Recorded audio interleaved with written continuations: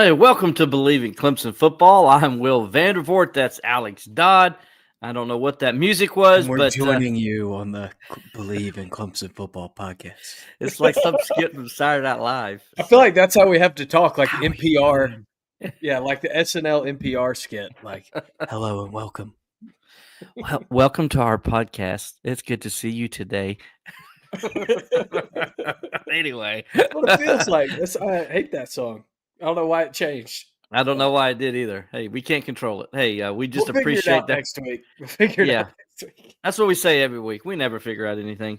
Anyway, but glad you guys are with us because we are going to try to figure out a little bit of Clemson football today as we got spring football talk to talk about. Got a lot of stuff going on. Clemson going to have a scrimmage tomorrow. It'll be the second scrimmage of the spring. It'll be at the stadium. Yours truly will be there to cover it for the Clemson Insider. So I'm kind of interested. Me and Alex going to kind of talk about maybe some things we'll hear coming out of that scrimmage. We're also going to talk a little bit about Clemson basketball, the transfer portal. As you guys know, I'd like to hear some of you guys' comments. I know some of you guys are upset or questioning or wondering about Clemson basketball. We can give you some new updates. Just a few moments ago, another Clemson Tiger went into the transfer portal.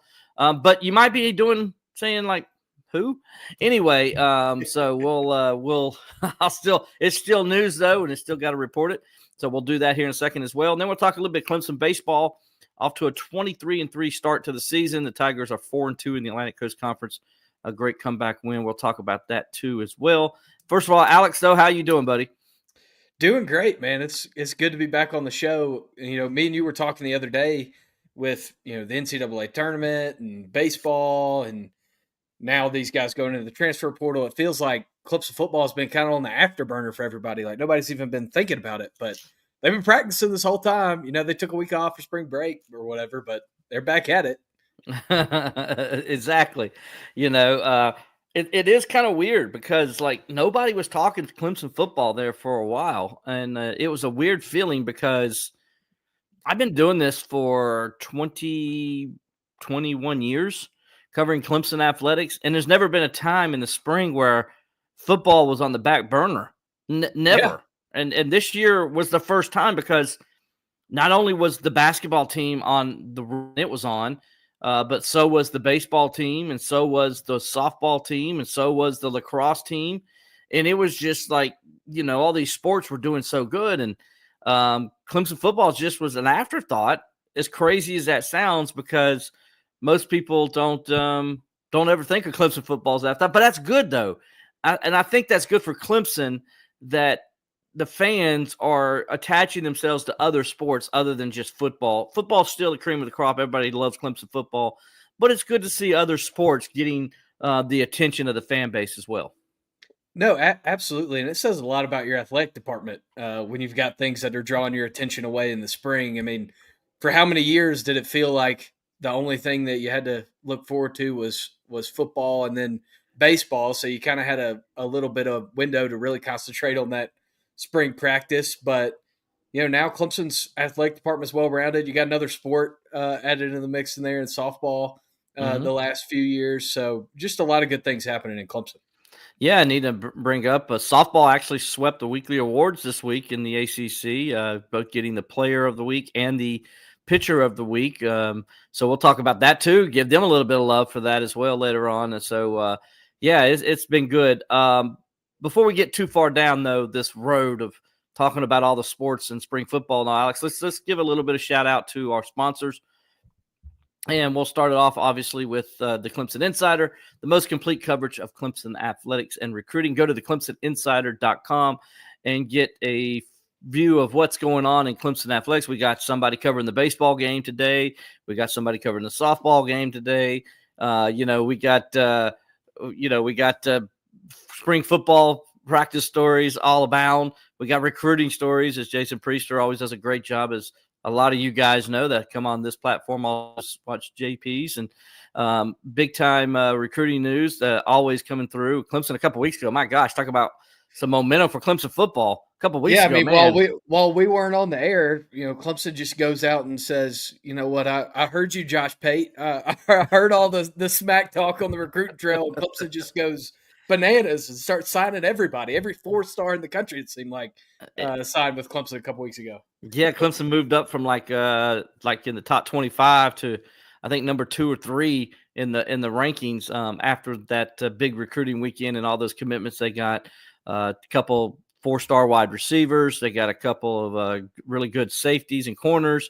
And then, of course, a couple of offensive linemen as well. It was a very, as you guys know, especially if you follow JP, there's a ton all about those guys. And JP, again, I think Clemson this weekend, heard Dabo said they got the underclassmen, so the juniors, I guess, and kids like that'll be rising juniors or stuff are kind of come to campus this weekend for recruiting. So yeah, there's some more high school recruiting going on, and JP and Robert and those guys will have that at the Clemson Insider. So again, the most complete coverage of Clemson athletics and recruiting, go to the ClemsonInsider.com.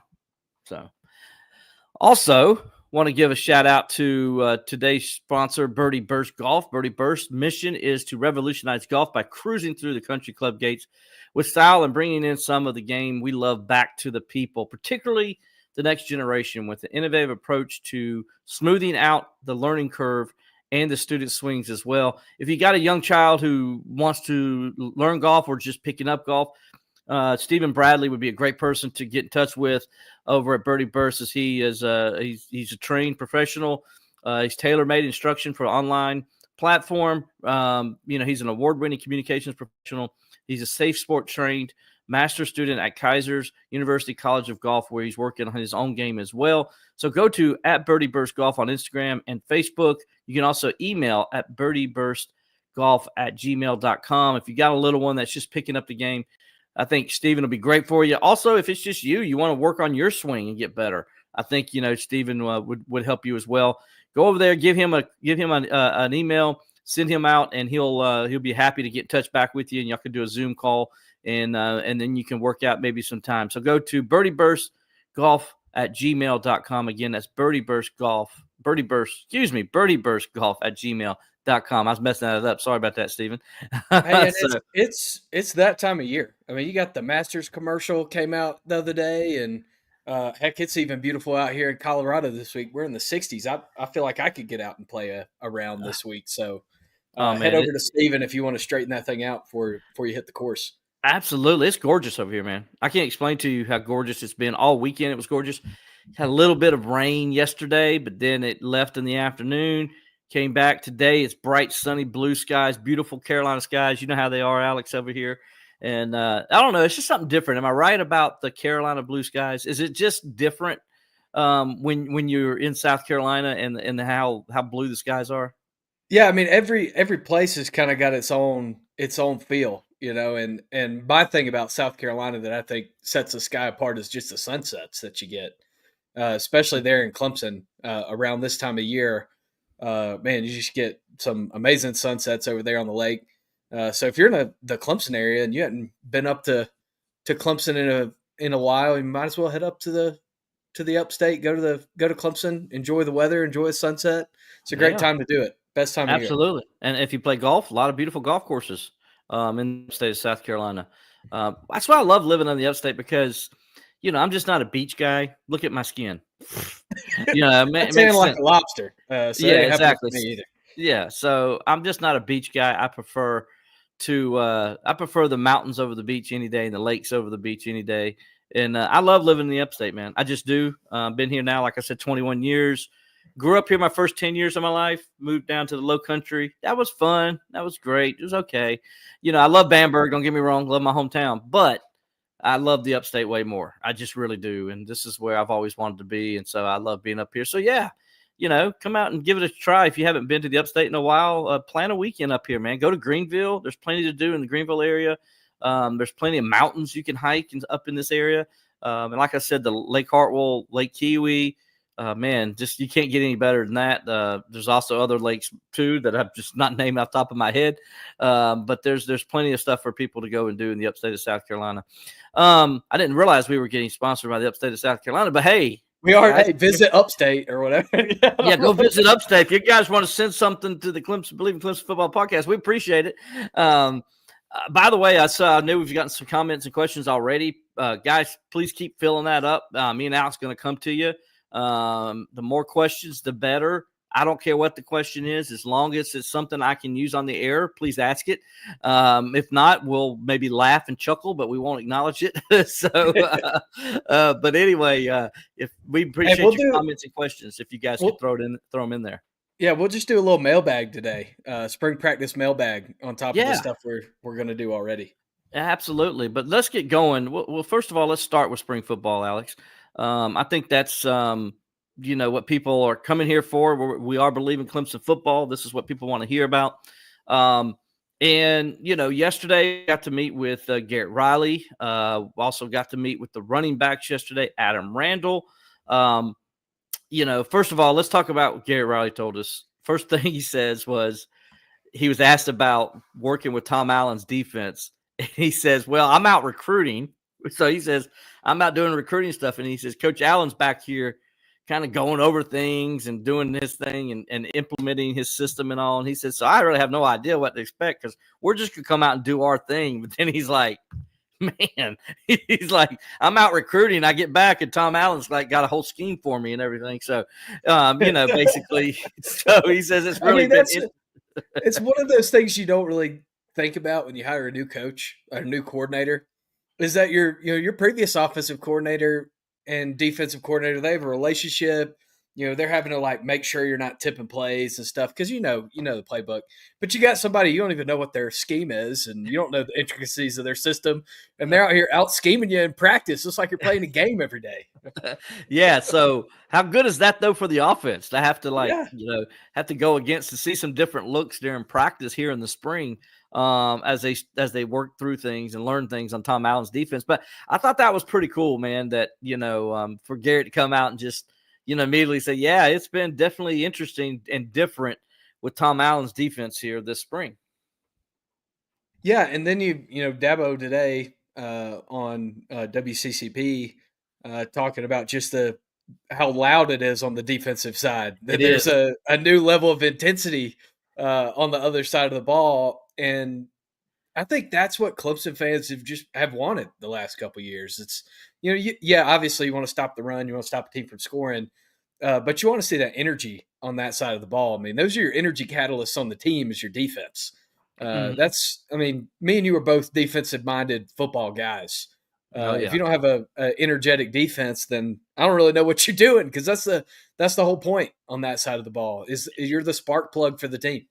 It is, and Dabo's not exaggerating when he says it's loud. Tom Allen has a microphone in his hand, and he's yelling the entire practice. And it's not like he's yelling bad things. He's like encouraging guys, and he's talking to his coaches, and he's doing.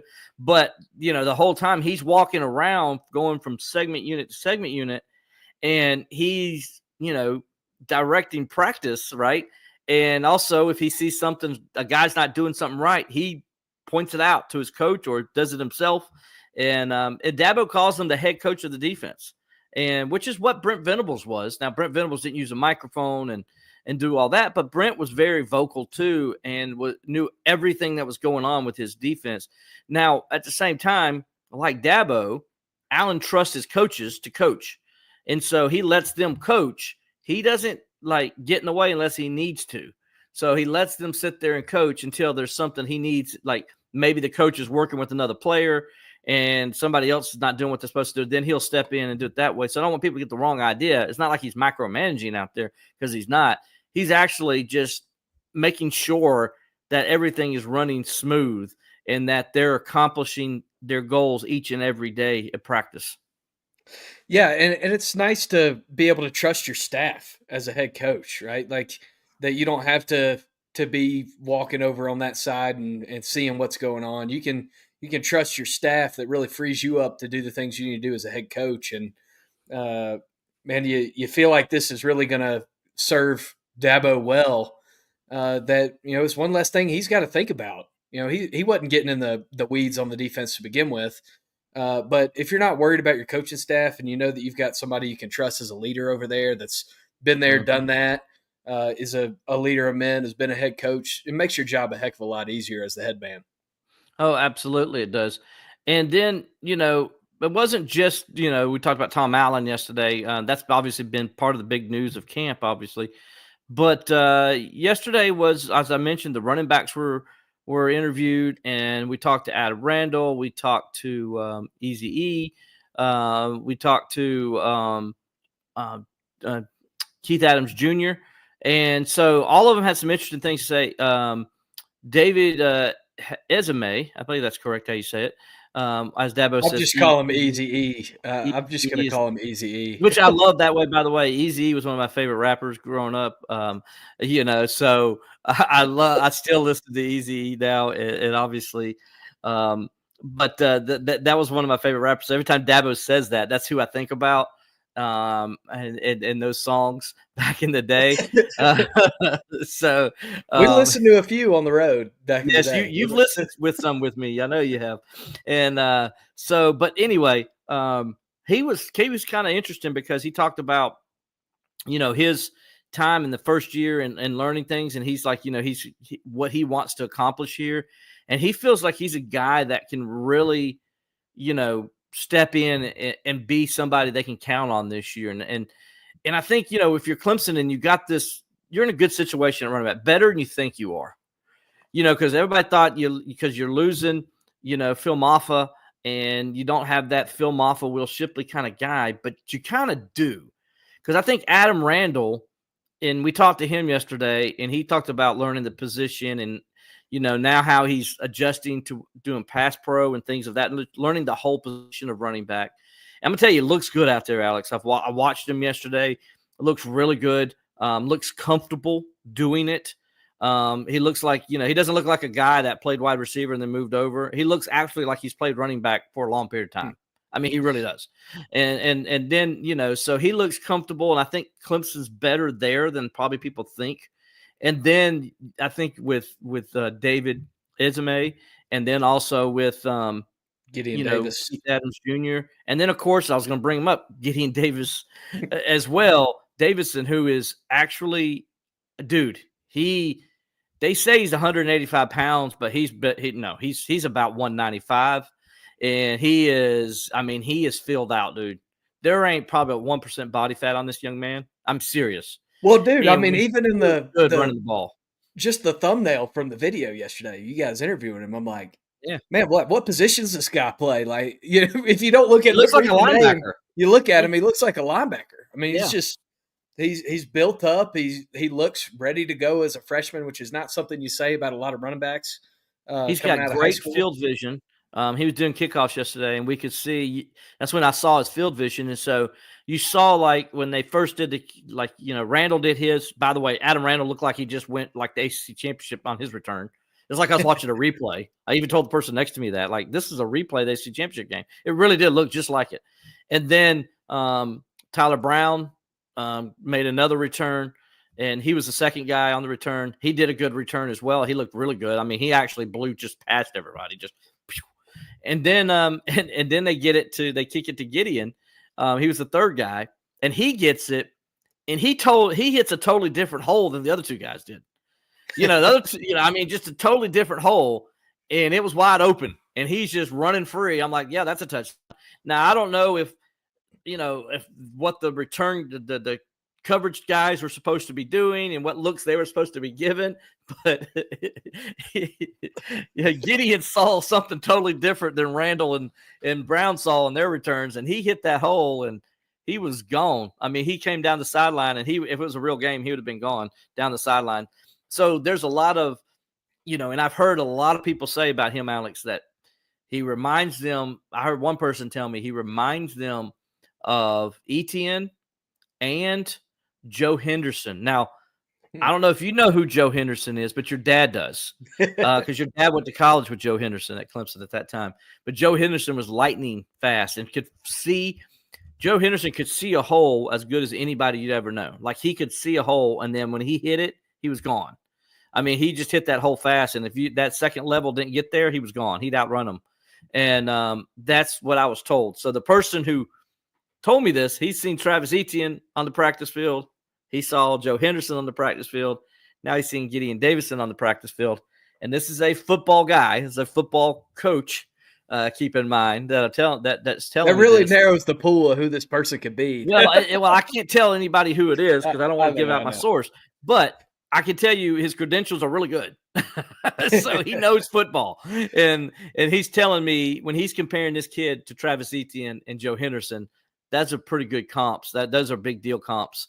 And it just tells me what we've hearing from the coaches from Dabo. It's not Dabo just saying and Garrett Riley just saying, oh, he's the true freshman recruit. We got to make sure he's happy. That is what it is. This is legit what's going on in practice. This guy's going to be used this season. This freshman will be playing a significant role in Clemson's offense. Yeah, I definitely think Clemson's depth in the running back room has been underrated going into the spring. You don't have a lot of experience, but it feels like you have a lot of quality depth. One thing I kind of want to mention about Adam Randall is, man, what else can you say about how much that kid loves Clemson? That he's willing to come back. Man, he could have went in the portal and gone, a lot of places as a wide receiver and played. But instead he's willing to change positions and fill in as a running back and kind of do whatever he needs to do to help this team out, to play special teams.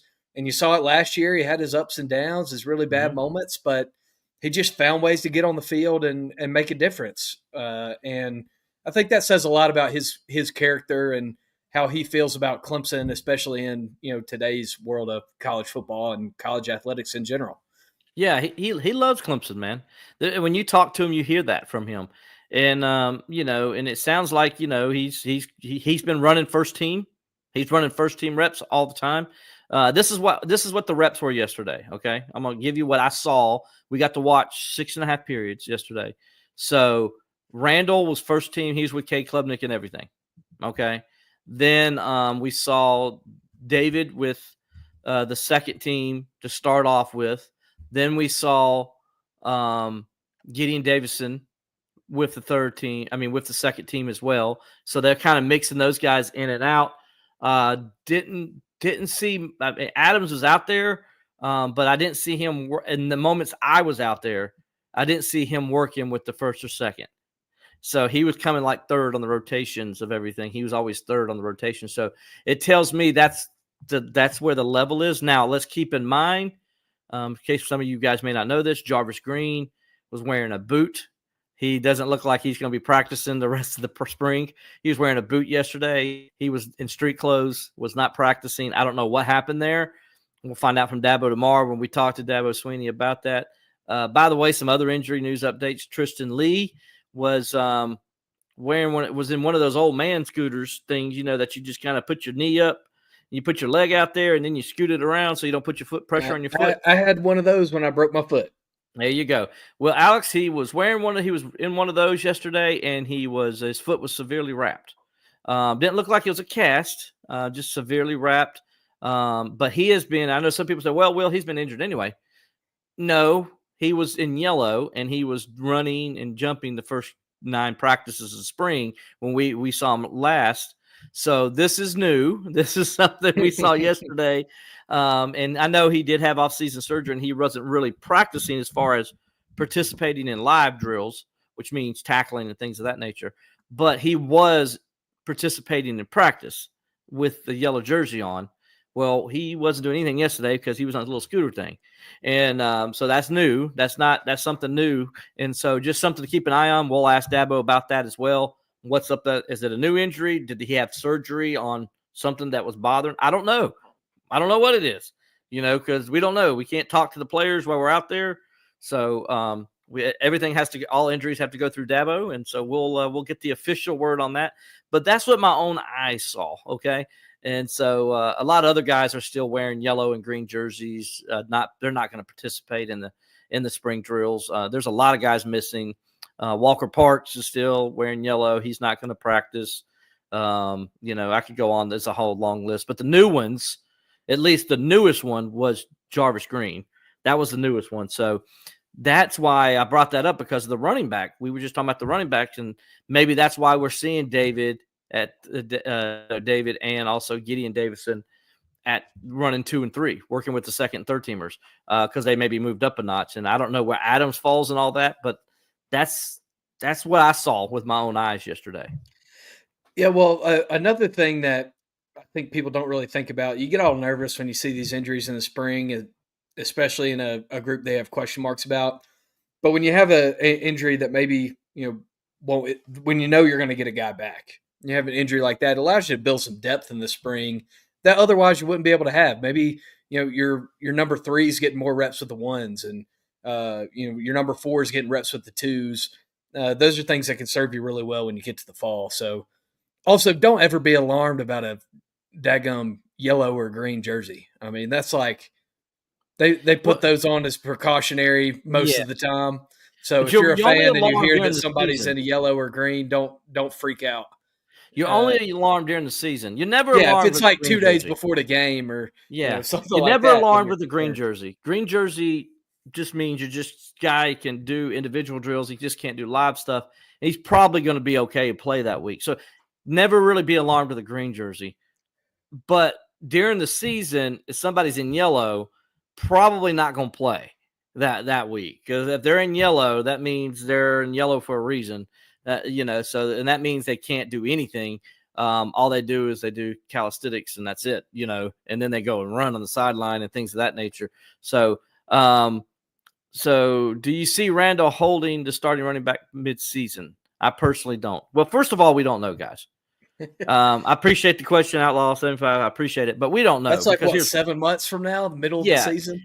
yeah, and also keep in mind, understand this: like Adam Randall understands, like he needed to learn pass pro as a running back, but he understands coverages. He understands what the defense is doing, and that's going to be an advantage for him and why he's going to be on the field. He's a very good blocker when when he was out run blocking, right? So when he was a wide receiver, pretty above average blocker, I would say, as a wide receiver. And so did a good job at 6'3", 225 pounds. I mean, 225 pounds. If you're a linebacker and you got to meet that guy in the hole, you're going to think twice about it sometimes. So I think you see him more in pass pro situations for Clemson because of his experience, his understanding of coverages and what defenses are doing. And also he provides a different weapon, how you can use him in certain situations because of his experience as a wide receiver. So he knows how to run routes. Like that's going to benefit him. You got a running back that knows how to run routes. Yeah, that benefits you. That, and then also I just don't know. The only guy I think that can take his spot is Gideon Davidson, but like Travis Etienne, his freshman year, Travis was not the starter his freshman year. He took it over midway through the season, maybe the 7th or 8th game, but then there's time. But he really shared it with Feaster because Feaster just knew pass pro better and stuff like that. So he wasn't on the field as much as he was later on in his career when he was pretty much a 3-down back. So I think you're going to see the same kind of progression with Gideon Davidson, right, Alex? I think you're going to see him early in the year. He'll maybe make a play or two here or there, and he'll show his flashes, and they'll try to find ways to get him onto the field, but he's not going to be your every down guy to depend on. I just don't see that as a true freshman. Yeah, I don't either, particularly with the how strict Spiller is with making sure guys are up to snuff on pass pro. Which, I mean, again, if this guy's physically ready, then maybe it won't be as difficult for him to get acclimated to the pass pro. But it's, again, like you mentioned, it's a guy you got to get on the field. You got to get him touches. With as dynamic as he is, you got to find a way to give him the ball. John Grant with a great point here about Adam Randall. He says kind he of hates talking the about comp. Yeah, he hates the comp, but it's a good comp. Is it? That I think Adam Randall is no. I don't the think way it's a they good use comp at him. all. You don't think No, that the way they use him will be no, similar? because here's the difference. Okay, first of all, when Samuel was at South Carolina, he was strictly a 100% wide receiver. He never played running Right. back. Well, we're He didn't do talking. that He's until he got to talking the about NFL. the 49ers. He's Well, not that's why talking I'm about saying. That's why I'm using South this as an Carolina. example. So when he's in college, he never played running back. Well, why?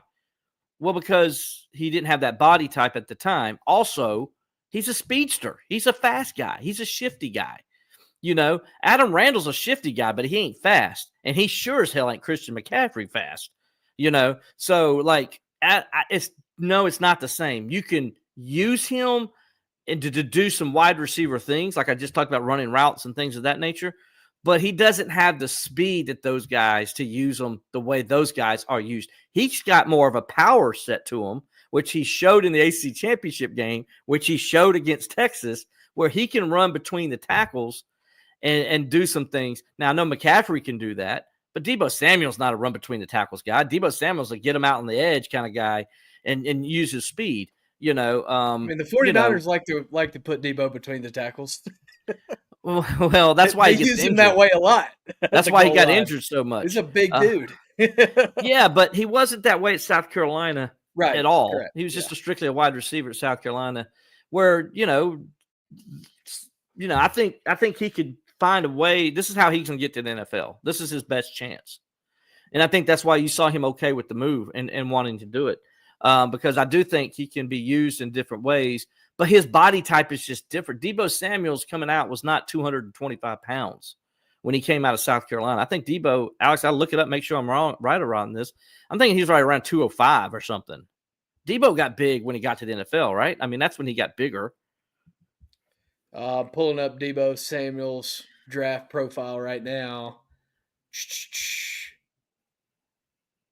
Man, these things are comprehensive. Yeah, he was 214 at 5'11". Yeah, at so 5'11". So that's pretty 5'11", big. 214 to 6'2", 225. Yeah. Adam's a different guy, different cat. Yep. So you use him different. So people that are comparing it, and I hate it. Everybody compared Will Shipley to Christian McCaffrey. It wasn't even close. It's just because he's white. I hate it when people did that. They're like, "Oh, he's just like Christian McCaffrey." I'm like, "No, he's not. He's nothing like Christian McCaffrey." Anybody watch Christian McCaffrey play? He runs like lightning. He's gone. He's got a gear that Will Shipley wish he had.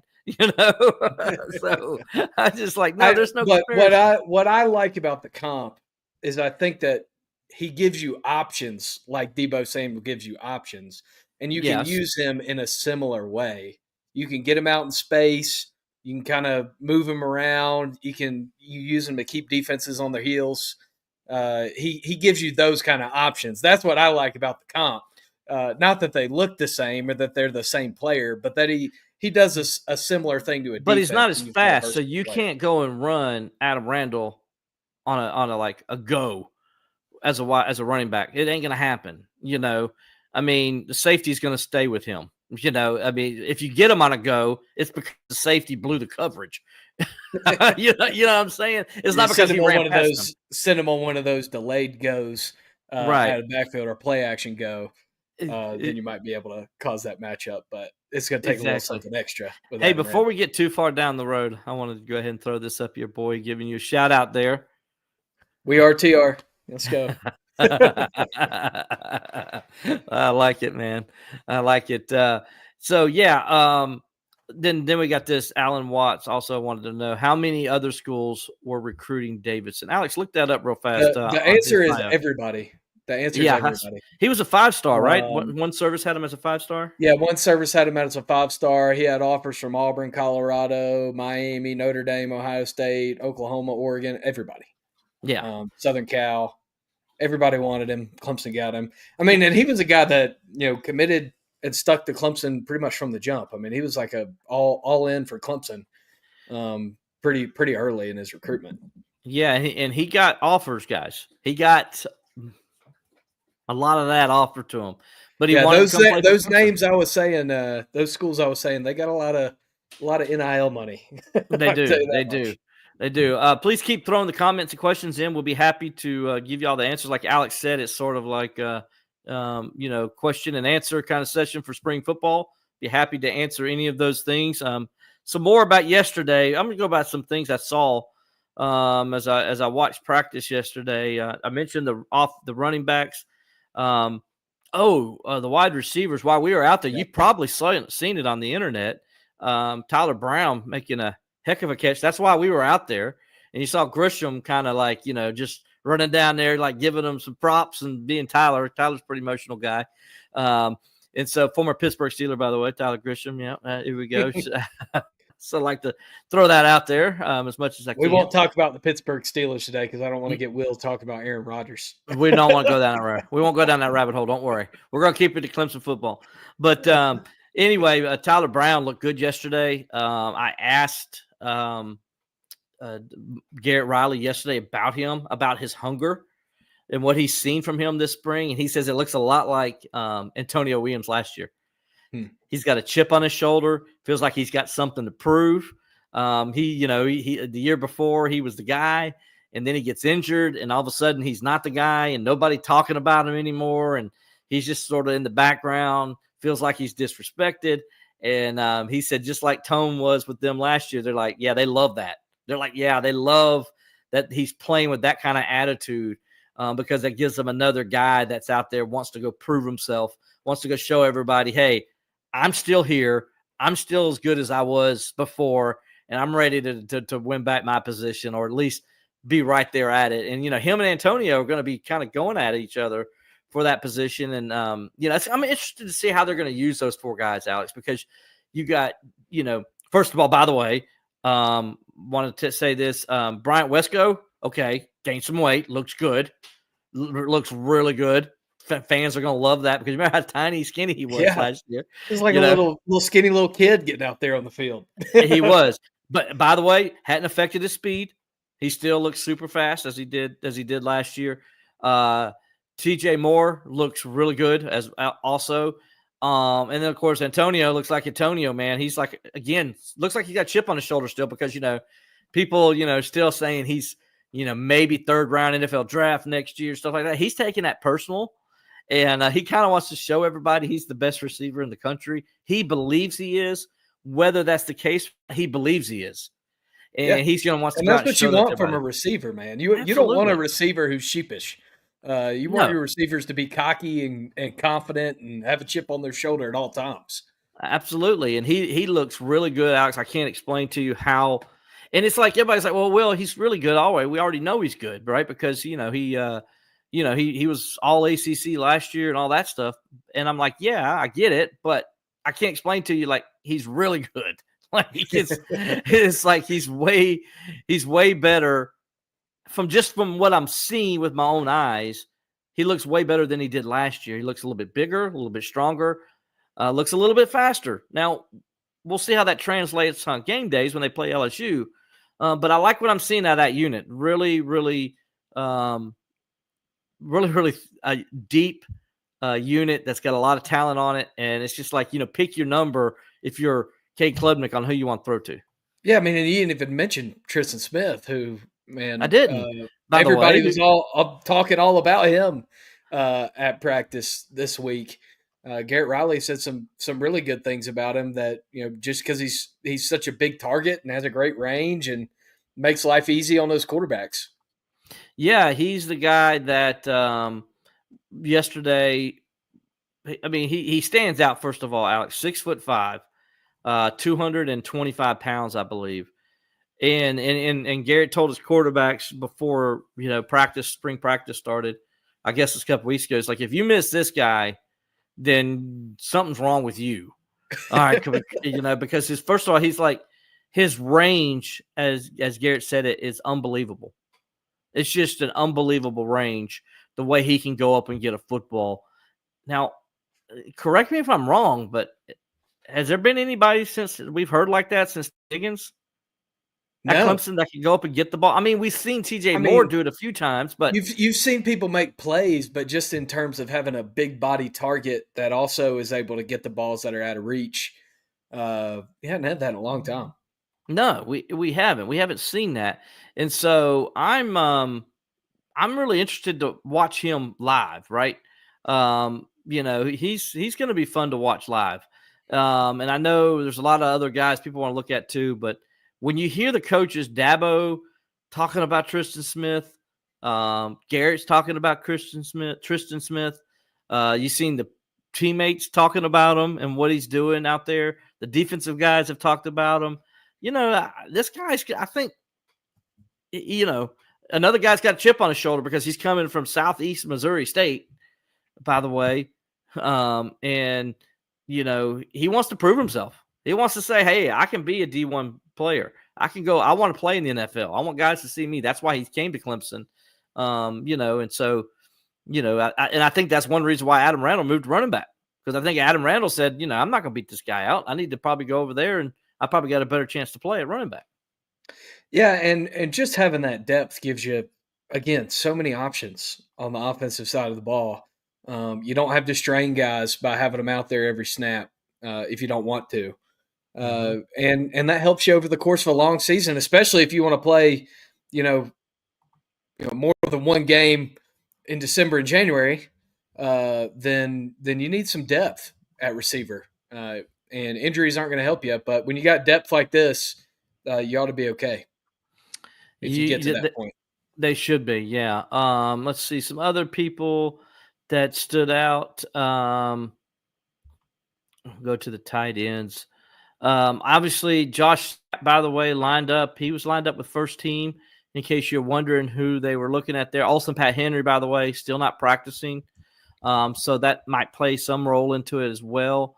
But Christian Bentancur, I think that's how you say it, right? Bentancur. Yep. Yeah, Bentancur. Okay, sorry. He looked good out there yesterday. As good as I can see. When we don't get to watch everything. So it's like it's kind of hard to explain if you're not out there with us what we're seeing. But from what we saw, a little bit I really like what he looks like. He ran with the second team. He was getting most of the second team reps, Alex. They really talked, Garrett Riley talked about him yesterday. They really like him and what he can maybe possibly be in this offense. He was described last year as a guy that I think it was either Garrett. It wasn't Garrett. It was Dabo. Dabo said that he's like, reminds him of Dwayne Allen. And that's a pretty big compliment. Somebody says you remind him of Dwayne Allen, not Davis Allen, Dwayne Allen, who won the John Mackey Award as the best tight end in the country and was a second-round draft pick by the Indianapolis Colts back in 2012. That Dwayne Allen, who is a really good blocker and a good pass catcher. It can run routes well and crisp, very athletic, big build. That's who he compared him to. That's pretty high praise as a comp. Yeah, I mean, no complaints on that. If you're Bentancur, it's getting compared to a Clemson legend when you hadn't really seen the field yet. So that's a lot to live up to standard wise, but seems like all the coaches are high on him. Anything we've heard about what he's done has been good and positive. So if that was one of your big question marks after Brendan Stoll leaving, then I think you could feel pretty confident in that. Honestly, a lot of the question marks on the offensive side, I feel pretty confident about coming out of spring practice. I do. The only thing question mark that maybe I'm not as confident on is just, how healthy are you going to be able to stay on that offensive line?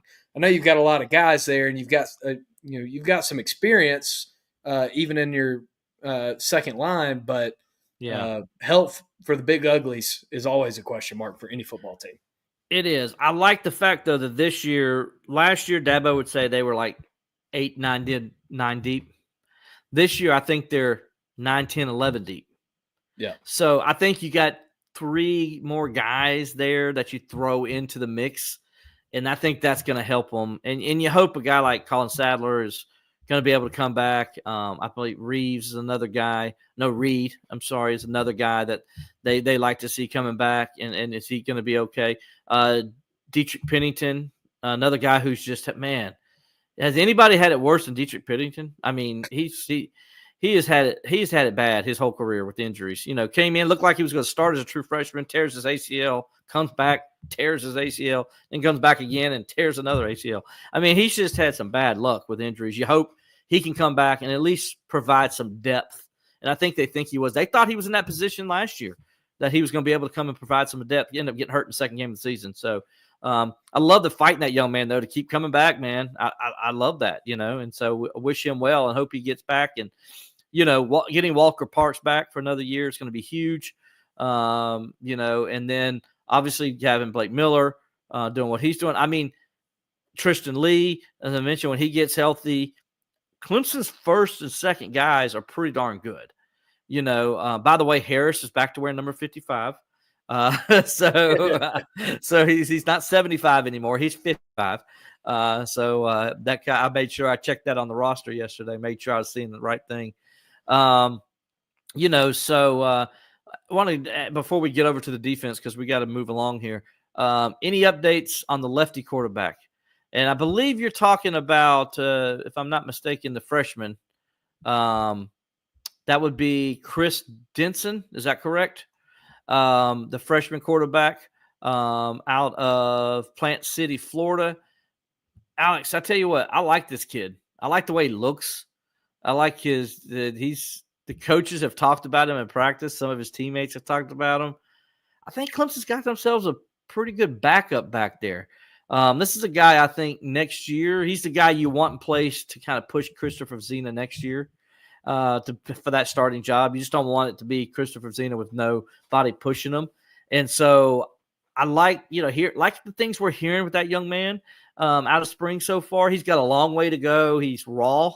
Dabo talked, but man, when you look at his numbers, he completed 65% of his passes in high school, ran for over 1,100 yards, threw for nearly 3,000 last year, and I Bleav had 28 touchdowns to 3 interceptions. I like those numbers. Those are pretty doggone good numbers.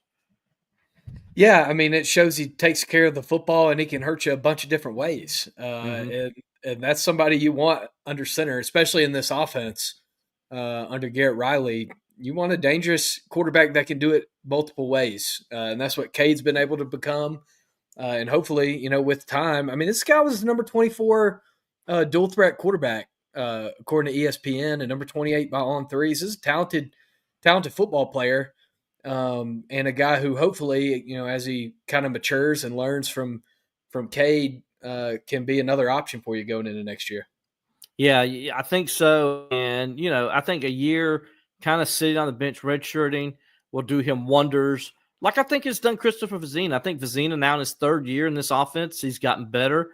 Garrett Riley's talked about that, how he's, and he says he feels comfortable with all his quarterbacks as far as his older quarterbacks in this offense right now. This is their 3rd year. So, I'm with you. I think, 1 year in this system and learning it and understanding it and getting that from Cade as well, watching Cade and how Cade does things, I think will benefit him also next year when they get to this point next year. And that's what we're going to be talking about is, right? We're going to be talking about him and also Christopher Zena and maybe some other guys too. Yeah, and Tate Reynolds, that's down the pike too. So you gotta have a fierce competition here in about 12 months. 12 months from now, yeah. And that's what you want. In Tate Reynolds, yeah, JP can talk about that, and he knows all that stuff about the recruiting side of things. But, yeah, that's what you want. You'd want competition in that room more than any room. I mean, you want it in every room, but more than any room, you want that quarterback competition to be good because you don't want – I think one thing that hurt DJ while he was here is he had no competition early on because they weren't going to play Cade because Cade was so far behind and – Cade just wasn't ready. As you heard the coaches keep saying it, Cade wasn't ready. And I think that hurt DJ because when DJ looked his best, who was in front of DJ? Trevor Lawrence. Trevor Lawrence, yeah. He had competition and a guy who was really pushing him. And, if he was maybe in the room with Cade last year, then maybe it's a little bit different story with DJ, that he'd have somebody that could really challenge him. But when they were there together, Cade just wasn't there yet in the system. And we all kind of saw that, so that's old news. But it helps to have somebody that can push you. Yeah, that'll be a good thing next year. Russell's saying he likes having Hunter Helms back as a graduate assistant coach this year. I agree. Having another quarterback on staff now that gives you Hunter, that gives you Taj, and that gives you Cole Stout. You got 3 quarterbacks on the staff now. Cole Stout's working with the tight ends, but still, he's a quarterback, former quarterback, and having a quarterback on any quarterback, much less have 3 that played at a high level, 2 that led you to significant wins in their careers and played in major games. That helps a lot having those kind of guys on your football staff, no doubt about it. Absolutely. The more experience and this is a guy that played college football. He was a starter as a college quarterback elsewhere. So anytime you got a guy with experience in the room, it helps. All right, let's make a quick change here because we did talk about defense a lot last time. But Alan wants to know how is the defense looking so far under Tom Allen? So so far so good, as we said earlier, guys. He is. I really like the way he conducts practice. I really like the energy in practice. It's so different. Can't explain to you. It's a lot like Brent Venables' energy that's over at practice now. He's a very, very enthusiastic, emotional guy, as your defensive coordinator should be. To me, when you have a emotional defensive coordinator, the better. The offensive guy is supposed to be calm. Your defensive guy is not supposed to be. That's the way I've always looked at it. That's why we look at Garrett Riley. He's got to stay calm. Because why? Because he needs his quarterback to be calm. But, he needs his offense to be calm because they got to go out there and execute. They don't need to get too riled up. But when you're on defense, you need to get Ben Boulware jacked up, man. And Brent Venables will get him jacked up. They'll be over there yelling at each other, and he's like, I got it. Get out of here. I got it. I know what I'm doing, and that's what you want. And not that he argued with his coach, but you know where I'm going, Alex. You know what I mean. Yeah, I mean, you just need the fire on that side of the ball. Fire on that side, exactly. I mean, you need the chippiness, you need the energy, and from everything you've said and everything everybody said from spring practice, that the fire's back. There's a chip on the shoulder of that defense. They know that what they did last year was unacceptable at Clemson and not good enough to accomplish their team goals. So. Mm-hmm. Yeah, Russell, good point here. Can't get more emotional than Ben Boulware working with linebackers. Absolutely. Spot on there. And guys, there's things that Ben says in practice that I can't repeat on this podcast. If I did, I heard him at the junkyard. If you've been to the junkyard gym, you probably heard him.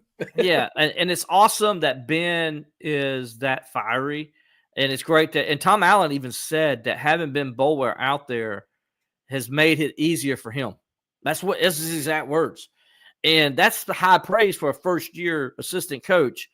But Ben knows his stuff. Like, he says Ben's a sponge. He's like, man, he gets in there in the coaches' meetings, and he's taking his notes, and he's soaking it all up, and he knows it. Like, he knows it. Like, they go out to practice, and he knows it. Like, it's like he doesn't have to follow up with them or anything like that.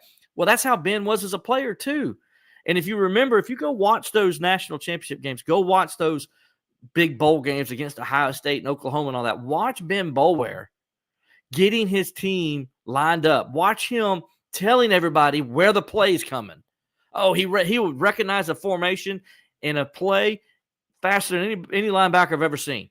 And that's why he was so good in college, because he can recognize things, and that's why he made a lot of plays, because he played it in NFL linebacker plays as far as mentally, okay? And an NFL linebacker, that's all they do. Like, they don't have to go to class or anything like that. They study film. That's what Ben would go to class and study film all day. That's who he was. And so now he's just doing that as a coach. And, man, he's soaking it up, and he knows what he's talking about.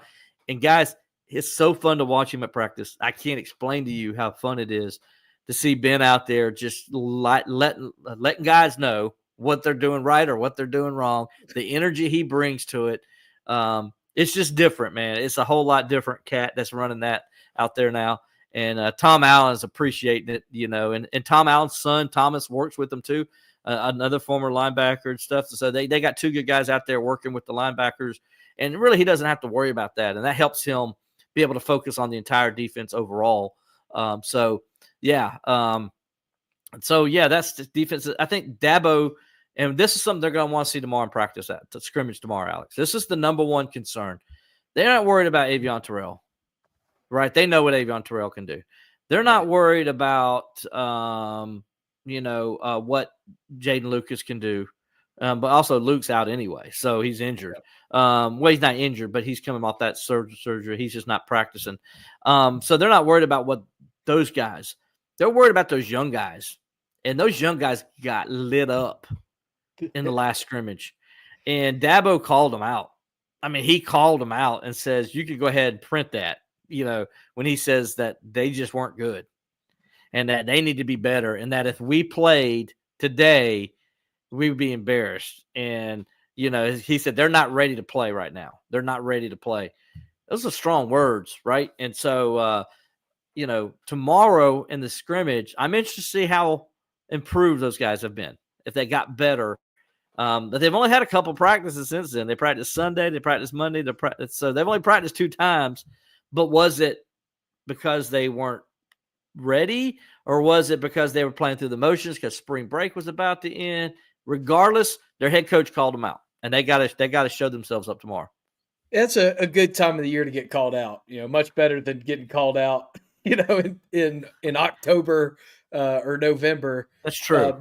Mel Graves with a question to kind of wrap up the football talk here. Will anyone have the spring game on YouTube or something? For those of us who can't be there, since it won't be streamed on television. What was the question again? He asked if anybody's going to have the spring game on YouTube. Sorry, I'm laughing at another comment. Somebody put the wrong comment or put a comment on our video instead of another one, and is really funny. But Mel Graves was asking, how's he going to be able to see the spring game since it's not going to be on ESPN this year? Anyway, sorry guys. No, I don't think anybody can. I do think Clemson. Is the Clemson people going to do something on it, like the Clemson Plus? They're going to do. I think it's actually going to be on the ACC network. They're going to do like a 30-minute inside spring practice kind of special. But that's not during the game, though. Not live. No, it's not. There's not going to do anything during the game. You can listen to it on the Clemson Athletic Network. That's right. Probably your best shot, and read the Clemson Insider. Yeah, so and we're not allowed. We're not allowed to video it on YouTube, so it's not going to be the Clipson Insider. It's not going to be Will. It's not going to be Will that gets his credential pulled. Exactly. After being there for 20 years, he's not going to risk it all to get the spring game on YouTube for a spring game. Not going to do it for a spring game. If the money's right, maybe for a regular season game, we'll see. No, just kidding. But you guys can see all the regular season games, so that doesn't matter. But no, that's why Dabo kind of excited that they're not going to put it on TV, because he wants people to come, and he wants people to come experience Clemson game week and a game day. And he mentioned this is a good time for the players, the freshmen and stuff, to get out there that haven't played in front of these kind of large-sized crowds to play, and he's excited about that. And so and he's excited the fact that he thinks because it won't be on TV, that'll be a larger crowd than normal. And it's free. So if it's free, it's for me. And he's like, why not get out there since you ain't got to pay anything? Bring the family up, make a day of it in Clemson. By the way, guys, you guys would love this. It's a 1:00 kickoff. Let's go. Why is it a 1:00 kickoff, Alex? Because that's Clemson tradition to be a 1:00 kickoff. I wish every game was a 1:00. Why does the Tiger Paw sit at 1:00 on the helmet, Alex? That's what time the game is, man. That's what time the game is. That's right. People always ask that, like, why does the Paw sit that way? Because it signifies what Clemson football used to kick off at 1:00 every day. Yep. Clemson would have the afternoon. That's a cool little wrinkle to throw back on Clemson tradition there, because that ESPN's never going to let Clemson play at 1:00. So it's nice that they get to when they're not on ESPN. Exactly. I thought it was pretty cool by Clemson to do that. That was a real nice touch by Clemson to do that. And a lot of the young people probably don't know that, because Clemson's on TV all the time. So they didn't know that the reason the Tiger Paw sits on the helmet at 1:00 is because of that. And back in the day, Clemson would play at 1:00, and then the Chickens would play at 7. And the whole thinking behind that was, if you wanted to, you could watch the Clemson game and then have enough time to get to Columbia to but watch the South Carolina game in person. I don't know if there's enough that. In 2025. I don't know if that much time is enough to get you down I-26. But I'm sure it's 3 hours. It should be. That's 3 hours. If the game's over at 4, back in the day, till the game's over at 4. I'm saying in 2025, the game takes 4 hours. It takes 2.5 hours to drive to Columbia, but it used to take an hour. Yeah, well, that's because of TV, but there's no replays. TV and traffic. Right. So anyway, I thought that's pretty cool. But we'll go ahead and make a shift now, Alex, so we don't want to get too caught up here. We're almost getting down to quitting time here. Let's talk about a little bit of basketball. I know some people are wondering about that. And go ahead and pull that up, if you don't mind. There you go. Clemson basketball in the transfer portal. All right. So while we've been talking, Jackson Roberts, he entered the transfer portal, center for Clemson, 6'11" guy. I know you're out there saying, who's Jackson Robert? He was a walk-on. But it does put up another roster spot for Clemson. And that's part of, you think, too, that's part of the house settlement Yeah. Legislation going in that you're going to have less walk-ons. But it's Alex. Okay. Here's the thing. 15 spots is a lot for a basketball team. Well, not that, Alex. Here's the thing. Yesterday, the first day, it's when it opened, the transfer portal. Last year at this time, when the day one of the transfer portal opened, 275 cats entered the transfer portal. 275. You know how many entered yesterday? Like 1,025 or something? Yes. Yeah. What was that? Almost 4 times as much as entered the pool. Almost 4 times. I mean, that's Jackson. I love you, buddy, but you're probably going to have to walk on somewhere else, man. I mean, because if you got 1,000 Division I, these are Division I players, by the way. These aren't Division II. These are Division I basketball players. 1,000. Yeah. Entered the portal on the first day of the portal opening. What are we doing? I mean, there's a lot of teams. Crazy. There's a lot of teams that are going to rebuilding their whole team, their entire roster. Indiana State on the women's side, their entire team entered the transfer portal. They have 0 players left on their roster that didn't enter the portal. Golly. So their coach is going to have to literally start from square one. Didn't Virginia pretty much like their all their starters went into the portal? Yeah, that one's a little bit different because they lost their coach at a time when they couldn't get in the portal, right? Yeah, and they had to play the season with a different coach. Yeah, no, I get it. I get it. So that one's a little bit different. Yeah. So anyway, that's some information. We already know, if you guys pay attention to Clemson basketball, Chauncey Wiggins has entered the portal. Dale Jones, a surprise to all of us, entered the portal. And then the last one being Asa Thomas entered. Well, he was the first one, actually. Asa Thomas entered the portal. He's the other one. So 4 guys, 3 guys that are scholarship guys, and 2 guys that were potential starters for next year.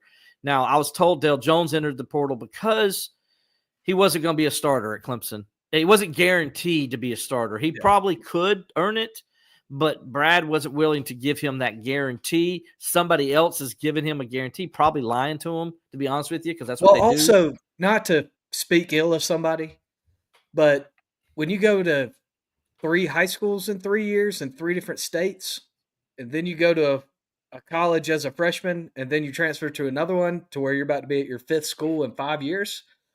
I don't know why we're surprised that Dale Jones entered the portal. What do we call that? We call that mercenaries. Yeah. Dale Jones is, he plays as hard as anybody on the court, and he's fun to watch. He also makes you want to pull your hair out sometimes when he plays, but he would have been a great addition to this team next year, but I guess he'll be a great addition to somebody else's team somewhere. Be somewhere. Anyway, wish him all the best. Chauncey left because it just wasn't going to work for Chauncey at Clemson anymore. I think that was just on the writing was on the wall. Chauncey, if you go back and watch the interview I had with him at the Clemson Insider, you can go on. I got an article there where I basically say Clemson star appears to be transferring.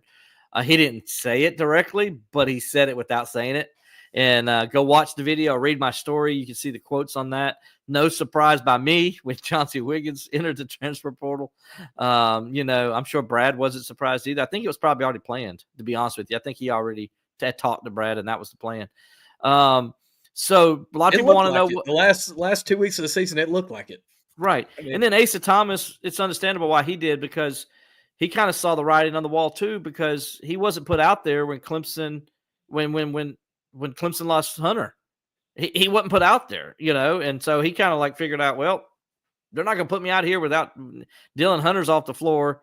They're not going to put me out here. So, and Clemson kind of changed the way it did offense over the course of the season, which, when you're running a lot of 4 out, and that's not something that you thought was really a possibility when you were recruited, but you're running a lot of 4 out, then that could lead somebody to transfer just from change of style.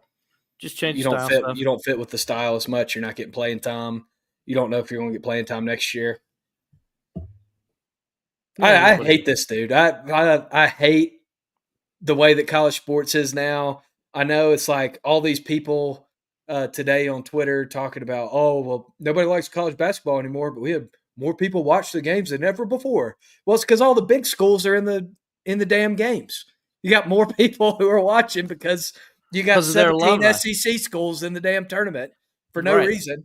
And because they take all the players from the mid-majors, so those guys don't even get a chance anymore. And, you know, what even is there to pull for at a lot of these schools now? I mean, let's be honest. Look at the rosters for the teams in the Sweet 16. There's only one of them that all the players on the team started on that team, and it's Purdue. Right now, right now people are watching. Yes, they're right. But, Alex, I'm telling you, it's going to get old. If this becomes the Big Ten and SEC Invitational, just like we talked about with football, it'll get old. Like those schools fans may watch it, but guess what? A region is not going to allow you to have a lot of success. You need the entire country watching. And if it just gets regionalized and it's only the Midwest is watching and the South is watching, then it's not going to pull numbers. If you start losing the Northeast audience, I watched a video the other day. Okay, I mean a 30 for 30 on the Big East. Have you ever watched that? The 30 for 30 on the Big East? Yeah, Requiem. I forgot about how important the Big East was to the rise of college basketball in the 1980s. The reason the NCAA, a big reason, I won't say the reason, a big reason why the NCAA tournament is as the success that it is right now was because of the Big East. Because the Big East did what, Alex? What did they come in and do? I mean, they were playing in the biggest markets, and they were putting on a show at Madison Square Garden, and they won. They were these small schools. They challenged the ACC. Yeah. They challenged the Pac-12, or the Pac-10 at the time. Because at that time, it was UCLA and then the ACC. And it was regionalized. You had the West and you had the East. And John Thompson, he came out. He became the first black coach to ever win a national championship in college basketball. And that everybody's making a big deal about that. He says, stop making a big deal about a black guy winning a national championship. He says the bigger deal is somebody from the Northeast won a national championship. He's like, that's the bigger deal. Because all it had been is either UCLA or somebody from the ACC that won the national championship, or Kentucky. So it was either UCLA, Kentucky, or somebody from the ACC.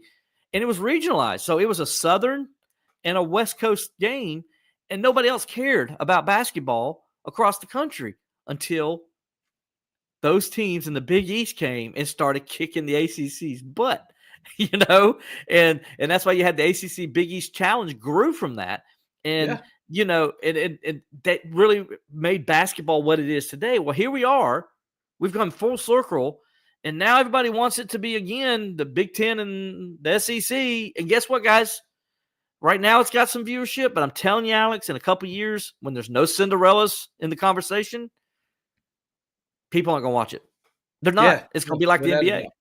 Without a doubt. And the other thing, too, I kind of want to sound the 5-alarm fire for Jim Phillips. I'm ringing the bell. Yeah, for Jim Phillips and the ACC.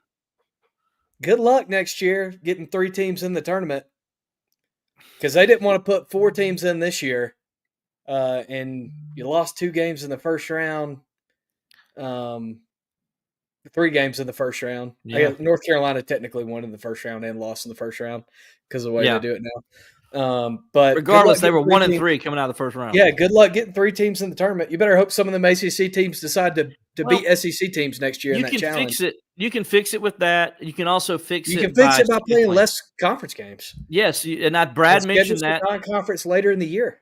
Yeah, Brad mentioned that is something to do. Maybe we look at going less conference games, which, by the way, a lot of the coaches didn't want to do to begin with.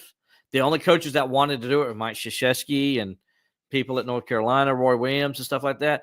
They were pushing for it. Brad and their other coaches were like, nah, dude, what are you doing?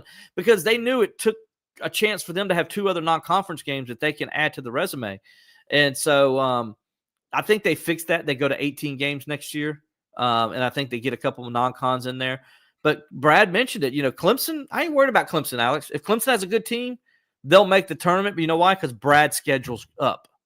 Yeah. He learned from that 2023 season. We can't do that again. We got to make sure we schedule up. Yeah, that's why he's going and playing, high-profile mid-majors and playing in tournaments with good teams. And so, and so that's going to be the difference there. But getting back to the thing, though, here's what a lot of people want to know. Okay, people want to know who's going to stay, who's going to go. Can't say for sure. One thing we can't do is this is an all-fluid situation. So anything can change at any second, right? When you're dealing with transfer portal, it's very fluid.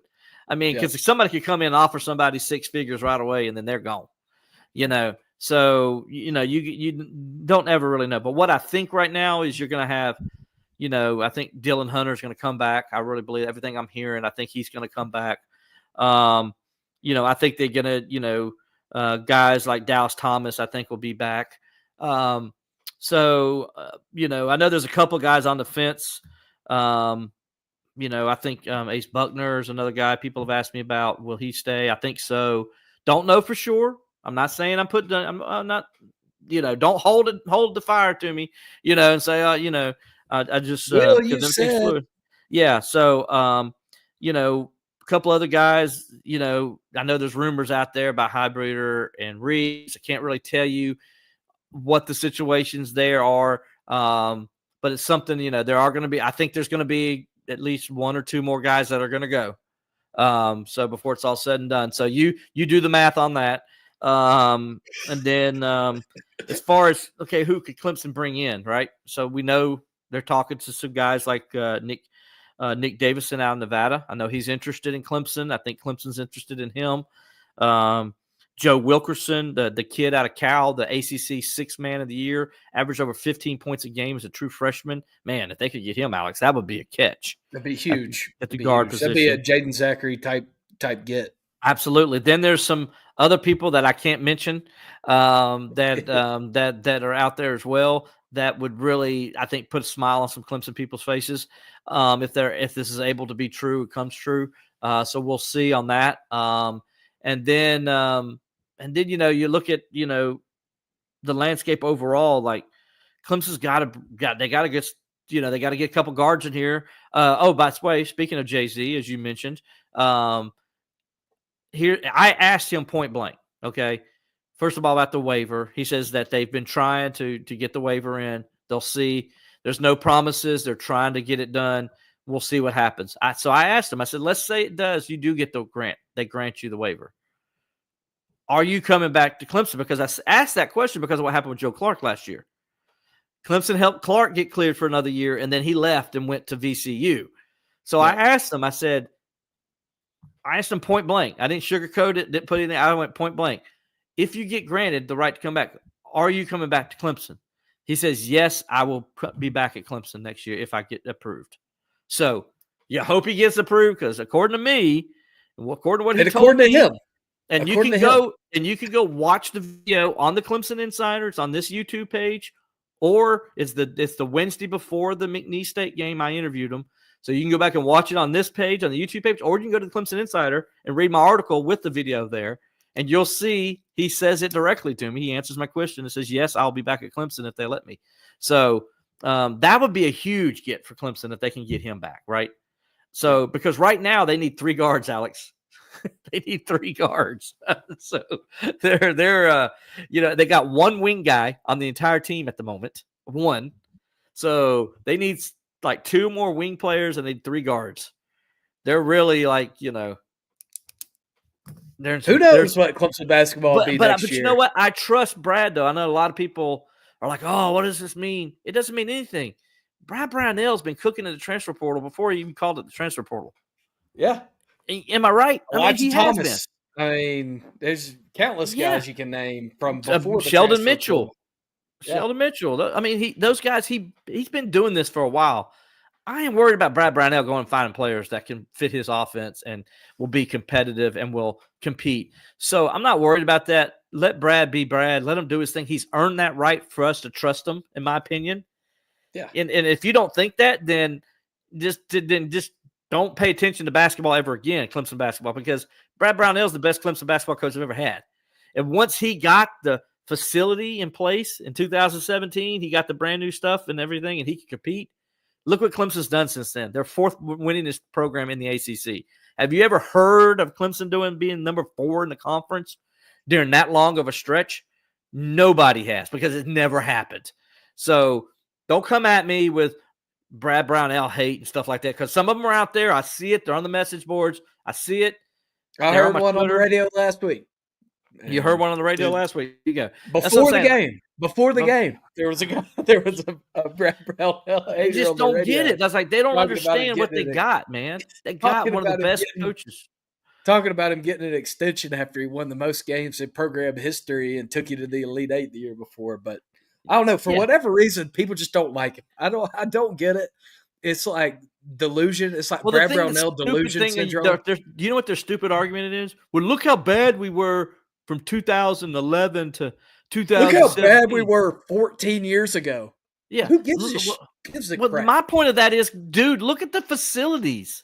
It was a freaking joke. That's why he couldn't get players in here. They laughed when they came to Clemson and said, "Really? Do you want to know why Tate's Lock cheated? Because Clemson sucked at basketball. The facilities sucked. Everything sucked. You want to know why Cliff Ellis cheated? Because the facilities sucked and everything. You want to know why Oliver Purnell cheated and Rick Barnes? Because those things. Brad got here. It was the same problem those three coaches before him had. The exact same problem. But Brad don't cheat. Never has. He stuck with it. He got guys that he did get here to play and play hard. Finally, Clemson invested in basketball. It's finally happened.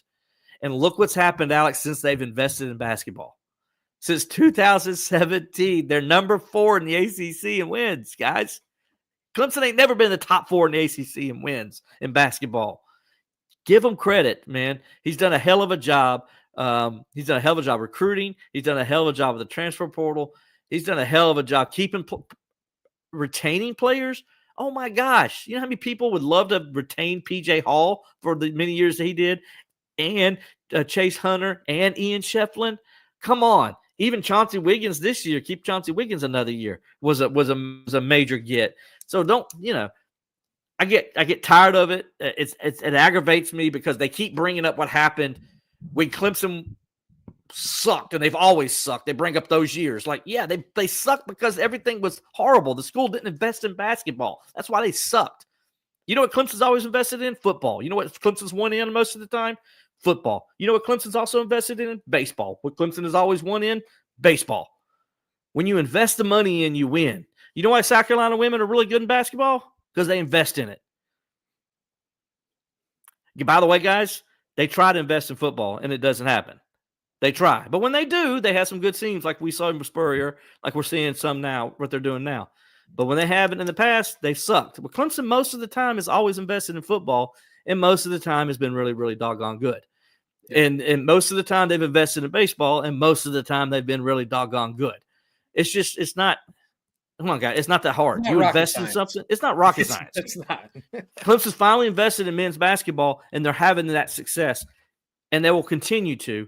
And Brad deserves the props that he's built a great program. And so I'm sorry I went on one of my rants. I had to, Alex. Oh, you're good, man. I went on one too. Softball had a tough day today. Lost 6-0 to the Chickens. Yeah, 21-3 in our previous 24 games. So 21-4 is not bad, and you lost to the number 10 ranked team in the country. Who, by the way, they've played Oklahoma to the wire.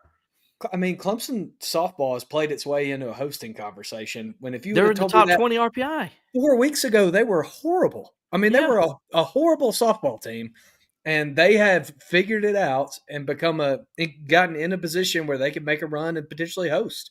They got a tough month ahead, but heck, they got a chance. Clemson baseball. Hold on real fast. How about Alex Brown going 1,000 for the week? 11 for 11 at the dish. ACC Player of the Week, by the way. Bessinger, I think I'm saying it right. Bessinger, is that how you say it? Bessinger. Just kidding. That's a Family Guy skit. I was just doing the Family Guy skit. Bessinger. You're confusing me now. I know. I'm sorry. Anyway, she was also named ACC Pitcher of the Week.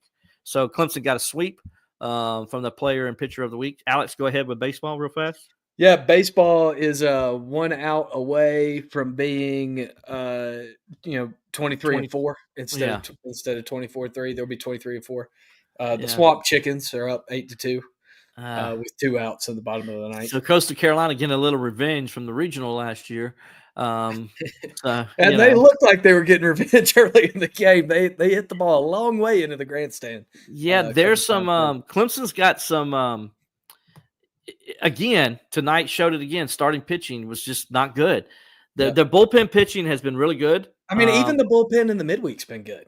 That's what I'm saying. They gave And we up saw that 6 runs tonight, in the third, and they've gave up 2 runs since. I mean, the back end of this Clemson rotation has been as good as it's been in a long time. Exactly. They got to figure things out on the front end. You got to have at least 2 reliable guys on the weekend. And as you mentioned today, third straight game where they've fallen behind at least 6-0 before they do anything. Yeah. You got to stop doing that. You can't come out getting just slashed and cut and, you're bleeding from the second inning on. You got to figure a way to stop doing that and put the Band-Aids on. Now, I don't know what the answer is, but another thing that I think is going to help Clemson is that after this week, they finally won't play 5 games in a week. And I think that's going to serve them really well. Yeah. Because they have a lot of depth in the bullpen. And when maybe you can have an opener. Ouch. That'll do it, Alan. That'll do it. Yeah. Yeah. I mean, but maybe once you don't have that extra midweek game, what I'm saying is you can have an opener. Yeah. You do kind of like what the Rays have done. You have a guy who maybe gives you 1 or 2. And then you can stretch the game out and just use your bullpen on a Sunday if you want to go for a sweep or something like that. Or you can have a shorter leash. Let's just win the series. Go for a sweep. Oh, they've only lost, one Saturday the whole year. Yeah, but so let's not act like the last 2 starts for Dodd have not been good, buddy. That's it. Been playing baseball for 6 weeks, and they've lost 1 Saturday. What is it like? The last 2 starts, he got shelled. He got down 3 or 4-0 to Notre Dame. Then he got down 10-0 the other day. Now this weekend, if you get down this weekend like that, you're going to lose 20-0. Well, yeah, they're going to go play in the what do you call that ballpark there? You play at a softball field down there. Yes, it's a softball field. Now the good news is Clemson will probably get some home runs too. Yeah, because you only have to hit it 100 feet in the left field. I mean, it's like playing at Wake Forest or Duke. I mean, it's worse than Wake Forest. Clemson's not a big park. It's not. But it plays smaller because of the wind most of the time. Yeah. But those places, man, it's like playing in a daggum matchbox or something. Those things are tiny. It is. It is. And by the way, like you said, you're not going to have any wind coming from anywhere in Atlanta. Well, you can fit 2 of Georgia Tech's baseball stadiums inside of LSU's baseball stadium. I mean, that's how small. It's tiny. I've been 3 of them. You probably could fit 3 of them in Globe Life down in Arlington. It's been there. Nonetheless, hey, they found a way to win the other day. Not so good today, but they're sitting in good shape. 23-4, ranked number 4 in the country, number 3 in the country, number 6 in the country, depending on what poll. And this was a top 10 RPI team that you lost to today. So this isn't a game that hurts you necessarily. Right. It doesn't hurt them, and I think they'll be okay. And you move on into the next game. They got Presbyterian tomorrow. You see what happens there. And then you try to win the series this weekend. And let's be honest, it matters what happens on the weekend. Yes. You get Talon Bell back tomorrow. So you're hoping that tomorrow you see good things from Talon Bell. And Bell might be your answer on the weekend. He was the number 5 left-handed pitcher in America coming out of high school. And he had Tommy John, or he was going to be a top 10 draft pick. Right. And a lot of the time after somebody gets Tommy John, they're a lot better. At least velocity wise. If he's got control, he'll be fine. Yeah. I agree. And then you got your answer, and then you're fine on the back end. And you, like you said, you only got to deal with 1 weekday game from here on out. So, midweek game, I should say, from here on out. And so you go from there. We'll see. I still think it's a good baseball team. I still think this is a baseball team that's going to host a regional.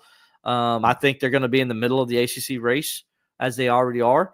When you beat Wake Forest, a very good Wake Forest team, you beat them 2 out of 3, and your pitching's not great, and you still found a way to win, you deserve credit for that. And I think they'll be fine. I think they're going to win the series this weekend. I think then we'll see what happens when they go down to Tallahassee for that one. That's going to be an interesting one in a few weeks. So, but right now you got to take them 1 game at a time. And so, as Coach Backich would say, they got Presbyterian before they worry about Georgia Tech. So, see if the freshman can come out there and show his stuff tomorrow, and they can get something going back again. But I'm not going to be like sweating over 23-4. That's for sure. Yeah, definitely not. I mean, imagine if somebody told you this a few years ago, you'd be like, man, that sounds amazing.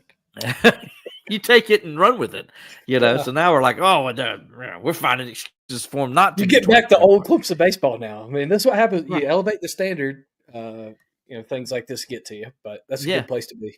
That's a good place to be. And by the way, look, he's lost 23-4. Nobody's calling for his head. Brad Brownell loses a tournament game, and everybody's calling for his head. Just don't get it. I just don't get it. I don't get it, man. Don't report us to the health department. Thank you guys for joining us. Don't report us to the health department or whatever that We're comment fine. was earlier on the Facebook. Yeah, I loved it.